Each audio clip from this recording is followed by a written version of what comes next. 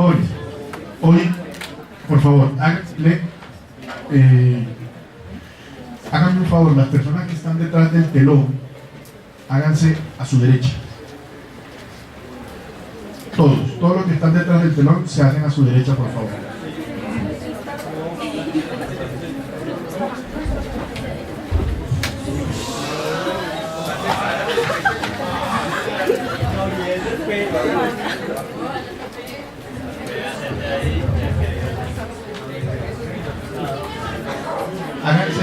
Háganse a su derecha o adelante.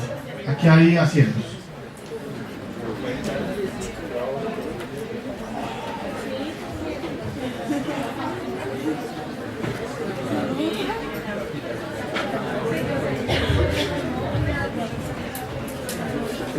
¿Revisaron todos los artículos?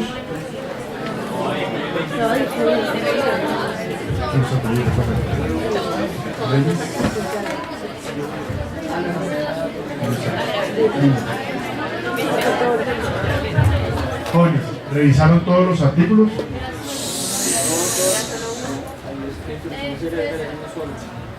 Pues eso, ¿revisaron todos los artículos? O sea, debían escoger uno. Pues la idea es que había 4. No creo que los 4 todos hayan escogido el mismo artículo de los 4. ¿Quiénes escogieron el artículo de diseño y método de estudio de la historia natural de la neoplasia de cuello uterino? ¿Alguien revisó el artículo de cuello uterino?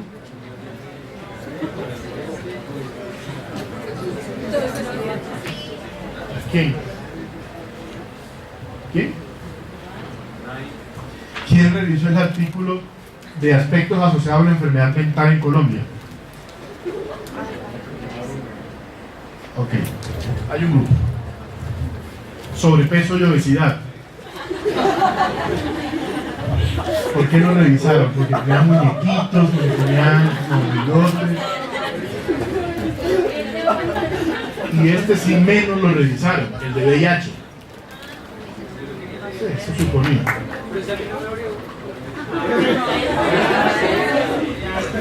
Me imaginaba que ese de VIH nadie lo había revisado, sobre todo por lo cilírico que tenía abajo el artículo, me imagino.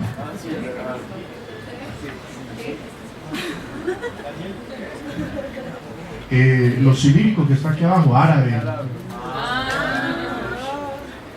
¿No lo entienden? Esa es la parte más fácil. Bueno, entonces tenemos 2 artículos para revisar que ustedes revisaron. El de sobrepeso y obesidad, que tras de ser el más condorito o el más mafalda de leer, era de los más cortos, no el menos interesante, pero bueno. Y un grupo revisó el de los aspectos asociados a la enfermedad mental en Colombia y la formación en psiquiatría. 2 buenas revisiones. El de cáncer de cuello uterino tenía unos aportes muy buenos, muy válidos, pero pues todo eso lo vamos a ir viendo en el transcurso de la actividad de hoy. ¿Qué vamos a hacer hoy? Vamos a tener una actividad mixta, entre comillas. Vamos a revisar primero una parte magistral, entre comillas, y después con ustedes discutimos esa primera parte. Continuamos y vamos poco a poco discutiendo lo que ustedes leyeron, lo que captaron, lo que interpretaron de las 2 revisiones que hicieron, y vamos de una vez solucionando inquietudes y resolviendo dudas. ¿Les parece? Ok. Bueno, la historia natural de la enfermedad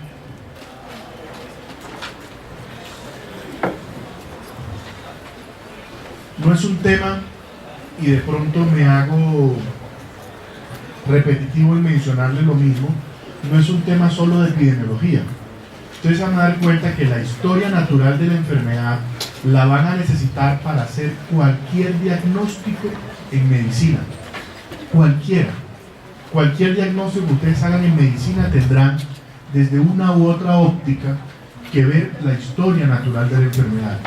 La historia natural de la enfermedad comprende muchos aspectos del paciente, comprende muchos aspectos de su enfermedad y comprende muchos aspectos del manejo que se le vaya a hacer.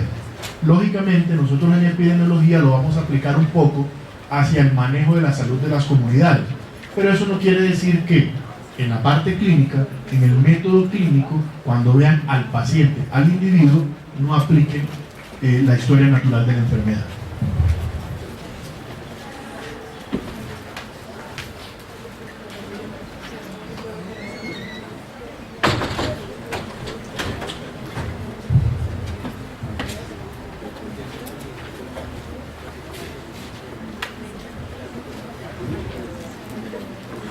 Desde el punto de vista de la salud pública y desde el punto de vista de la medicina, desde el método epidemiológico basado en la salud de las comunidades, la historia natural de la enfermedad es fundamental para el desempeño de todas las actividades de promoción de la salud y prevención, tratamiento y rehabilitación de la enfermedad.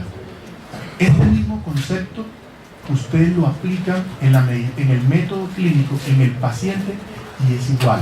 Por eso les comentaba hace un rato que hay muchos aspectos que, si bien lo vamos a ver desde la parte o la óptica epidemiológica, hay muchos aspectos que van a ser fundamentales para que ustedes más adelante, como estudiantes, profesionales en formación de la medicina y ya como médicos, van a tener que aplicar para poder hacer un diagnóstico, un manejo y un enfoque correcto de su paciente.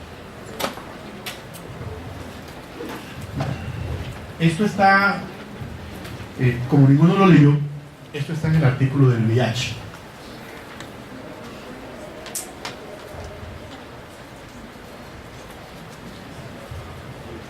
La historia natural de la enfermedad del VIH es importante conocerla, es esencial conocerla para poder individualizar nuestros pacientes, para poder enfocar el tratamiento, no como VIH, sino como persona, como paciente portador de VIH, para poder decir cuáles son sus factores de riesgo, cuáles son sus características especiales, cuáles son sus condiciones particulares, cuál va a ser el enfoque del tratamiento que ese paciente va a tener, cuál va a ser el enfoque del tratamiento colectivo de salud, de familia que ese paciente va a tener.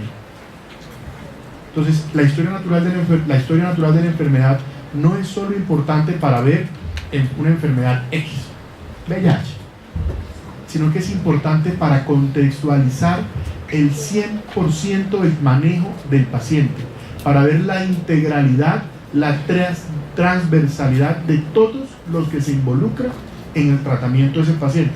Y lógicamente, esperando a ver qué medicamento yo le indico a ese paciente para su tratamiento, ¿sí? ¿Qué acciones voy a tener con ese paciente?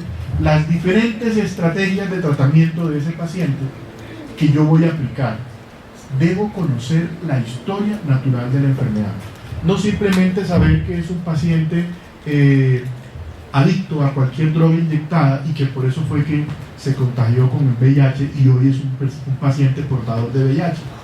No, yo debo saber cuál es su marco social, cuál es su marco económico, cuál es su marco religioso, cuál es su marco personal, laboral, cultural, todo para poderle decir a este paciente hay que hacerle este tratamiento.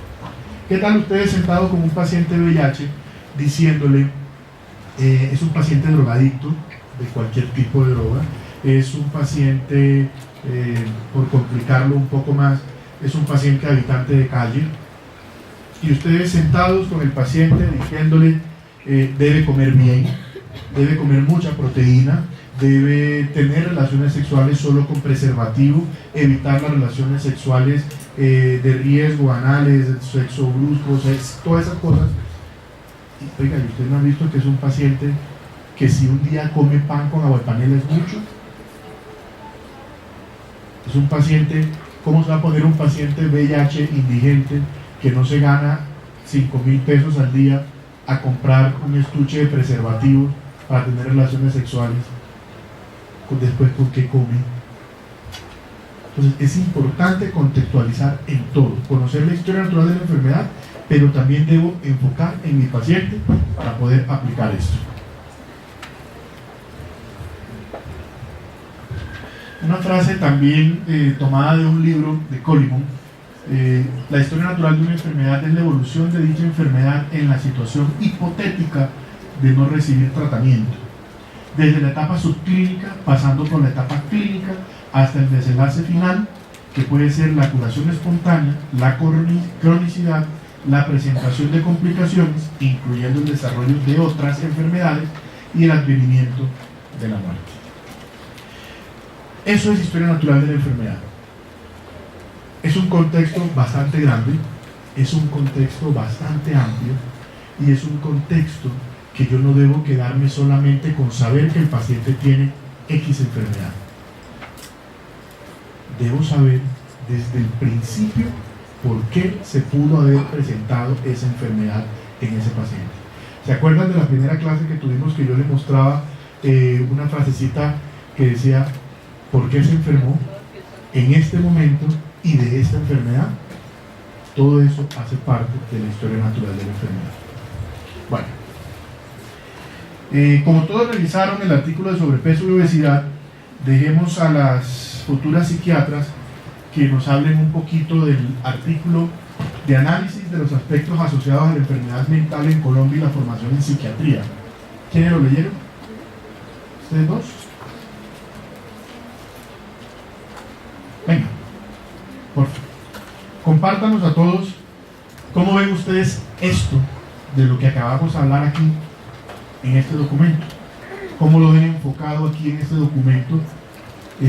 Para que sus compañeros entendamos y todos entendamos un poco más de la historia natural de la enfermedad. Hay una guía de esta actividad de hoy. Vamos a ir tratando de resolver esas 4 preguntas de la guía en el transcurso de esta actividad, ¿ok? Ese es el propósito de hacer la actividad de esta manera. ¿Quién más leyó el artículo de psiquiatría? ¿Ellas dos nomás?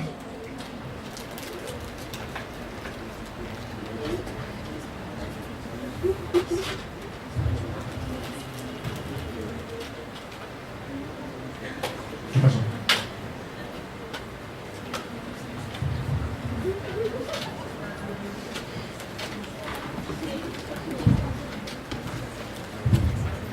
Bueno, pues básicamente en este artículo hacen un estudio epidemiológico entre diferentes grupos de poblaciones y los diferentes tipos de enfermedades psiquiátricas.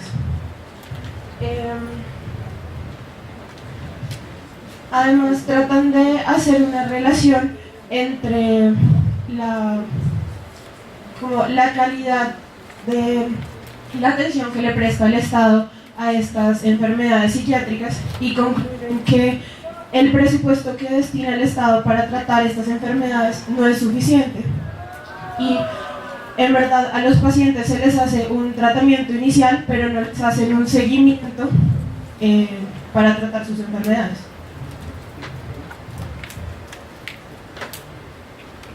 ¿Cómo ven ustedes, cómo enfocan lo que hemos visto hasta este momento de historia natural de la enfermedad en esa propuesta que ellos hacen ahí? Porque realmente es una propuesta. Hacen una propuesta, y lo mismo en el cáncer de cuello uterino, hacen una propuesta de investigación en ambos documentos. Pues ellos proponen separar los grupos de personas que padecen esta enfermedad teniendo en cuenta también sus antecedentes y se dan cuenta que estas enfermedades se presentan mayoritariamente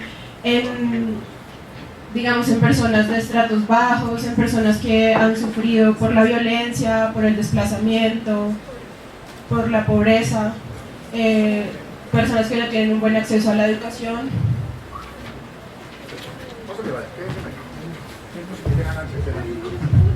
Fíjense que ellas acaban de mencionar algo muy importante. Ellos clasificaron los pacientes o planteaban dividir a los individuos dependiendo de algunas características de ellos: situación económica, desplazamiento, trastornos de la infancia. Mencionan muchos factores allí asociados a los posibles trastornos psiquiátricos que esos pacientes podrían tener o podrían presentar. Ustedes de pronto han visto muchos documentales, imagino que los han visto, o si no han visto series de televisión donde los grandes psicópatas, sicarios, violadores son personas que en su infancia tuvieron un trauma. Es un factor de riesgo, es un desencadenante, es un determinante en salud. Haber sufrido algún tipo de trauma, violencia intrafamiliar, maltrato, lo que sea, para que esa persona más adelante pueda repetir esa misma conducta. Miren acá, esto está en un documento, en ese libro de Colimbo. Lo que está hacia su izquierda es toda la fase prepatogénica y lo que está hacia su derecha es patogénico. Me explico. Lo que ustedes ven hacia este lado, hacia su izquierda, es todo ese proceso del cual nosotros como humanos desde que nacemos vamos presentando, vamos teniendo contactos, todas esas situaciones. La hamburguesita del Corral que se comieron este fin de semana está aquí de este lado, para aquellas personas que más adelante van a tener enfermedad coronaria, infarto agudo de miocardio, aquí. La hamburguesa está de este lado y cuando les dé el infarto va a estar aquí. ¿Sí? Es algo así muy parecido. Lo prepatogénico tiene que ver con todos esos factores de riesgo, con toda esa exposición que yo tengo.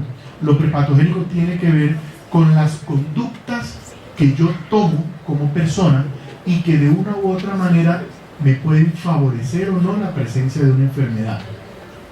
Típica frase de las mamás que ya alguna vez la habíamos expresado aquí: no salgas a esta hora que te va a patear el sereno.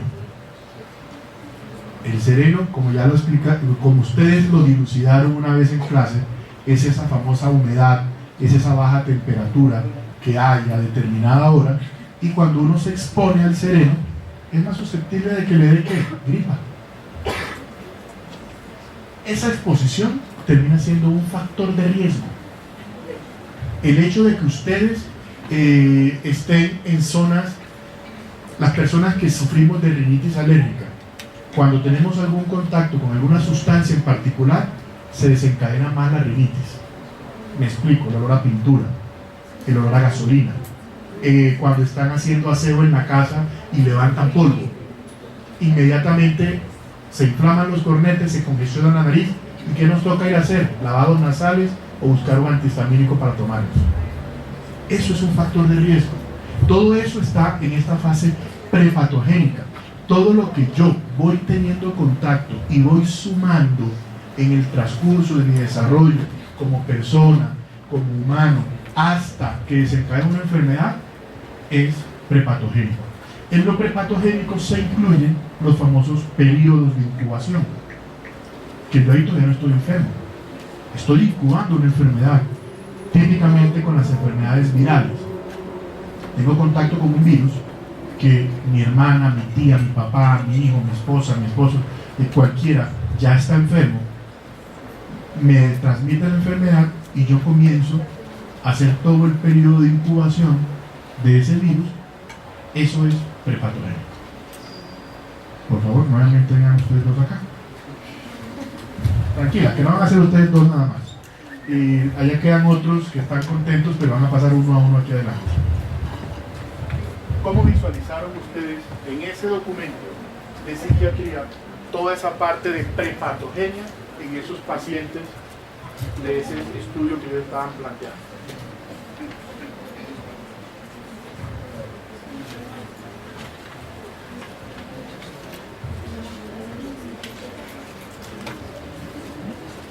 ¿O cuál fue el momento clave para ustedes en ese documento, considerado como el factor de riesgo que ellos plantean ahí para que se desencadene esa enfermedad psiquiátrica?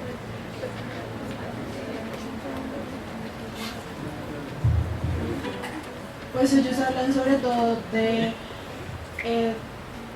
como todas estas condiciones que pueden causar un trauma en la infancia, porque pues ellos hablan de que los niños que están expuestos a la violencia, a los desplazamientos, al abandono, crecen con estos traumas y al convertirse en adultos pueden desarrollar estas enfermedades psiquiátricas.